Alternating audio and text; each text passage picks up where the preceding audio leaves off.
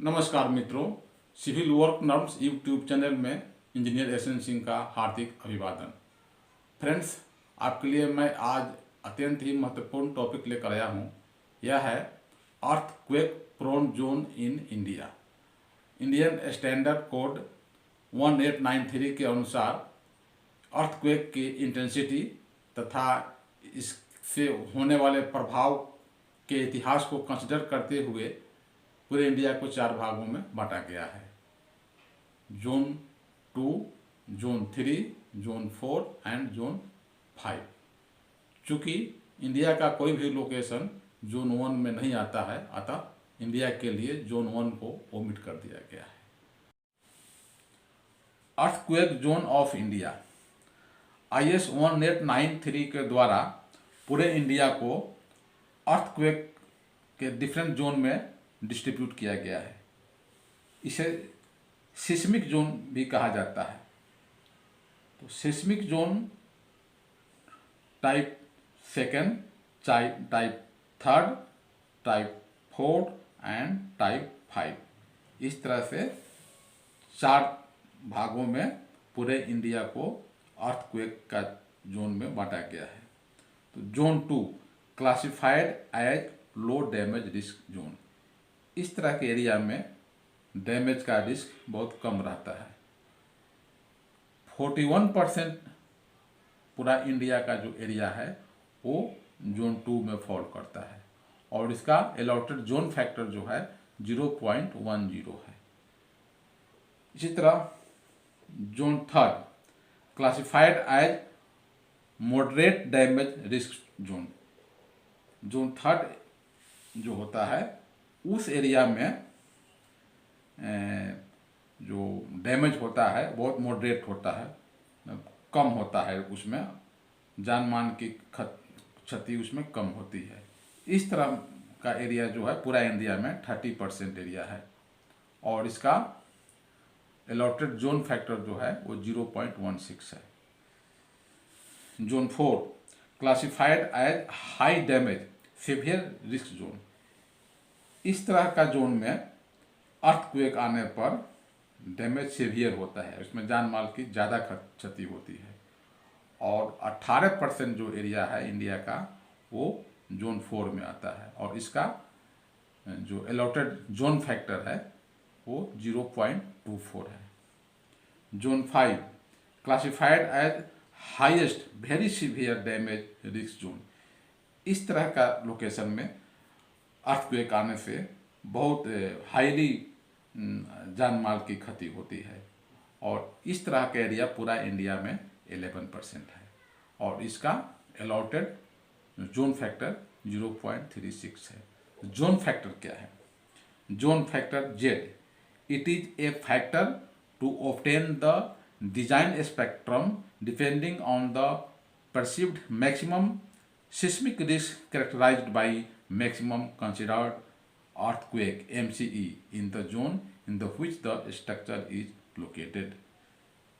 Structure जिस zone में locate होता है, जिस लोकेशन में वो स्ट्रक्चर फॉल करता है, तो उस जोन का मैक्सिमम जो अर्थक्वेक होता है उसी को कंसिडर करते हुए और रिस्क फैक्टर के कैरेक्टर के बेसिस पर वो फैक्टर गेन किया जाता है जिसे स्ट्रक्चर के डिज़ाइन में यूज होता है ताकि भूकंप अवरोधी बनाया जा सके।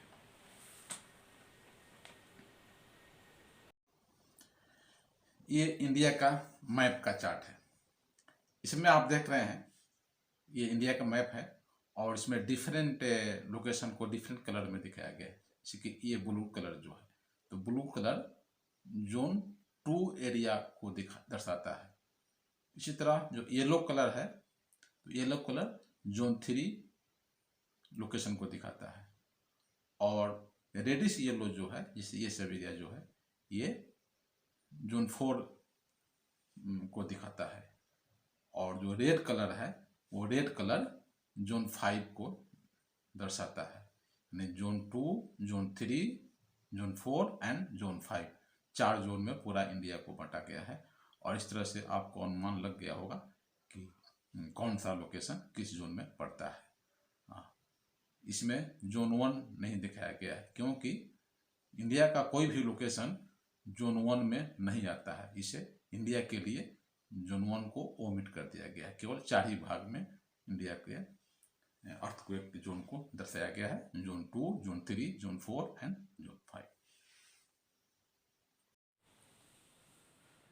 अभी मैं आपको बहुत इम्पोर्टेंट टर्मिनोलॉजी के संबंध में बताऊंगा। क्योंकि मटेरियल का मैकेनिकल प्रॉपर्टी जानने के लिए कुछ मैकेनिकल टर्मिनोलॉजी है जिसका डिफिनीशन जानना जरूरी है, उसे समझना जरूरी है। क्योंकि खास करके रिइंफोर्समेंट वगैरह स्टील का सिलेक्शन के लिए उसका मैकेनिकल प्रॉपर्टी जानना जरूरी होता है, उस ताकि किस तरह का रिइंफोर्समेंट को यूज किया जाए, किस तरह का स्टील का यूज किया जाए। तो मैकेनिकल प्रॉपर्टी जानने के लिए कुछ मैकेनिकल टर्म्स होते हैं जिसका डेफिनेशन जानना, उसको समझना आवश्यक होता है। तो ये मैं आपको बता रहा हूँ। प्लास्टिसिटी और plastic deformation, ability of solid material to undergo permanent deformation, a non reversible change of shape in response to applied force. Force applied करने के बाद इस तरह का मटेरियल में जो परमानेंट डिफॉर्मेशन के पहले जो उसकी सॉलिड एबिलिटी होती है वो उसकी प्लास्टिसिटी या प्लास्टिक डिफॉर्मेशन कहा जाता है। Ductility, ability of a material to be drawn plastically deform without fracture, बिना फ्रैक्चर किए हुए जो डिफॉर्म होने की जो एबिलिटी होता है मटेरियल में, उसे डक्टिलिटी कहा जाता है। इस तरह elongation, percentage of stretch from the original length of steel to the point of failure, failure point पर जितना परसेंट इलोंगेशन होता है, खिंचाव होता है उसके लंबाई में, उसे उसका इलोंगेशन के रूप में डिनोट किया जाता है। Yield strength, maximum stress a material can endure beyond which it begins to permanently deform, not able to return to its original dimension. तो यील्ड स्ट्रेंथ वो है जिसमें उस स्ट्रेस पर, जिस स्ट्रेस के बाद मटेरियल परमानेंटली डिफॉर्म होने लगता है, उस स्ट्रेस को यील्ड स्ट्रेस कहते हैं और उसे यील्ड स्ट्रेंथ कहा जाता है। उसके बाद ओरिजिनल शेप में मटेरियल नहीं आता है यील्ड स्ट्रेंथ के बाद। Tensile stress, maximum tensile stress beyond which a material fails और ब्रेक, जिस स्ट्रेस के पर मटेरियल फेल हो जाता है यानी टूट जाता है, उस स्ट्रेस को टेंसाइल स्ट्रेस कहते हैं।